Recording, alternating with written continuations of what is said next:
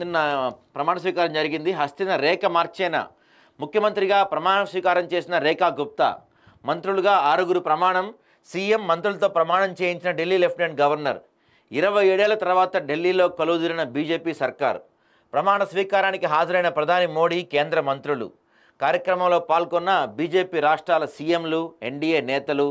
ప్రత్యేక ఆకర్షణగా AP CM Chandrababu, deputy CM Pawan Kalyan.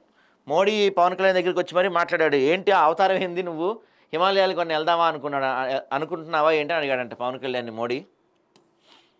సరే, దాని గురించి కూడా మాట్లాడదాం మనం. 27 ఏళ్ల తర్వాత ఢిల్లీలో అధికారం దక్కించుకున్న బీజేపీ రేఖా గుప్తాను సీఎం పీఠంపై కూర్చోబెట్టింది. తొలిసారి ఎమ్మెల్యేగా ఎన్నికైన రేఖా గుప్తాకు ఢిల్లీ సీఎం సీటు ఇవ్వటం వెనుక అనేక కారణాలు ఉన్నాయి. ఆమె విద్యార్థి దశ నుంచే ఏబీవీపీలో చురుగ్గా ఉండటం కూడా ఒక కారణం. ఆమె ఢిల్లీ బీజేపీ మహిళా విభాగం ప్రధాన కార్యదర్శి, పార్టీ జాతీయ కార్యనిర్వాహక సభ్యురాలు సహా అనేక కీలక పదవులు నిర్వహించారు. ఇదిలా ఉంటే ఢిల్లీ సీఎం ఎవరనే దానిపై ముందు నుంచే రేఖా గుప్తా పేరుపైనే ప్రధాని మోడీ, అమిత్ షాలు మొగ్గు చూపారు. మొత్తం మీద ఢిల్లీ పీఠానికి రేఖా గుప్తా రాణి అయ్యారు.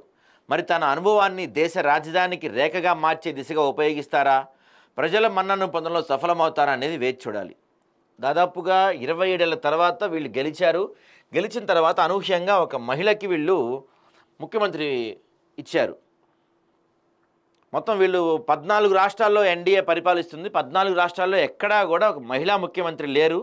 సో దాన్ని ఇక్కడ వాళ్ళు ఆ లోటు ఇక్కడ భర్తీ చేశారు. అంతేకాకుండా మొత్తం మీద ఇప్పటివరకు ఢిల్లీని 9 మంది పరిపాలిస్తే దాంట్లో 4 మహిళలుగానే ఉన్నారు. ఫస్ట్ సుష్మా స్వరాజ్ గారు, తర్వాత షీలా దీక్షిత్ గారు, తర్వాత మొన్న అతీషి గారు, ఇప్పుడు రేఖా గుప్తా గారు. ఇలా 4 ఢిల్లీని పరిపాలించారు మహిళలు. మన దగ్గర మంత్రివర్గంలో కూడా ఎవరు లేరు గతంలో. సో అభిమానులు, పార్టీ కార్యకర్తల సంబరాలు, కేరింతల మధ్య దేశ రాజధాని ఢిల్లీలో బీజేపీ ప్రభుత్వం కొలువుదీరింది. గురువారం మధ్యాహ్నం రామ్లీలా మైదానంలో భారీ భద్రతా ఏర్పాట్ల మధ్య వైభవంగా నిర్వహించిన కార్యక్రమంలో ఢిల్లీ 9వ ముఖ్యమంత్రిగా రేఖా గుప్తా ప్రమాణం చేశారు. అదే వేదికపై మంత్రులుగా మరో 6 లెఫ్టినెంట్ గవర్నర్ వీకే సక్సేనా ప్రమాణం చేయించారు.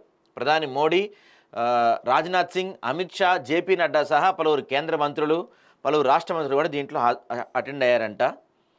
సో వెంటనే మహిళల ఖాతాల్లోకి 2500. ప్రమాణ కార్యక్రమం ముగిసిన వెంటనే రేఖా గుప్తా సచివాలయానికి వెళ్ళి ముఖ్యమంత్రిగా బాధ్యతలు స్వీకరించారు. అనంతరం ఆమె విలేకరులతో మాట్లాడుతూ అంతర్జాతీయ మహిళా దినోత్సవం మార్చి 8 నాటికి అర్హులైన మహిళల ఖాతాలో నెలవారీ ఆర్థిక సహాయం 2500 జమ చేస్తామని చెప్పారు.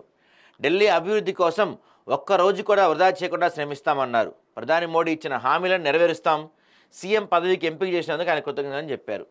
ఫస్ట్ ఎవరిని ఇంత చెప్తారు, మేము రాగానే అది చేస్తాం, ఇది చేస్తాం, ఓడబొడుస్తూ ఎరగదీస్తామని చెప్తారు, కానీ సీన్లో మాత్రం ఏముండదు. నెక్స్ట్, సీఎం రేఖా గుప్తా అధ్యక్షతన ఢిల్లీ సచివాలయంలో గురువారం రాత్రి 7 గంటల సమయంలో తొలి మంత్రివర్గ భేటీ జరిగింది.